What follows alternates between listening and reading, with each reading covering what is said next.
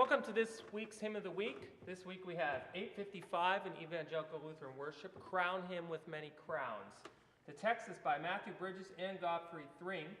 Initially, there were about 6 stanzas to the tune, and just like the hymnal we have today, which is really nice, there was time to edit and make use of the best material. So that's what we see here. We see the best of what Bridges and Thring put together to the tune by George Elvey. Now, I've always wondered about this hymn because I've played it pretty much every year because it's just such a great hymn. Wondering why it's so easy and so comfortable to play on the organ and so enjoyable. It just fits under your fingers and your feet so nicely. And it also has enough harmonic interest to keep you locked. So I looked it up, and I realized, I learned this today, at the age of 19, George Elvey applied for and received King William IV's appointment as organist of St. George's Chapel, beating out musicians like Samuel Sebastian Wesley and George Smart, which is really interesting. It shows that he must have been an amazing organist.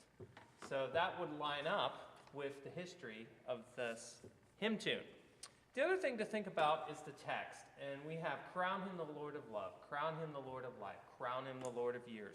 It's really important to consider this and think of each crown represents a different aspect of who Christ is. And we want to remember that as we're singing it. And yet, one more thing I want to share from the Glory to God Presbyterian hymnal. I think they summarized this hymn the best. This text is so familiar that it is easy to miss all its paradox, mystery, suffering, and beauty. Very true. Could have said that in 10 seconds. So thank you to the Presbyterian Glory to God hymnal for that. And they also recommend that you read, or that we read the text away from the hymns, away from singing it, because it's just so deep. So I would suggest that you do that as well. Read the text away from singing it. So we're ready to sing it now, though, and I'm going to make use of material by Rick Deasley, the fanfare, and then I'm also going to make use of and adapt a bit Powell's last stanza.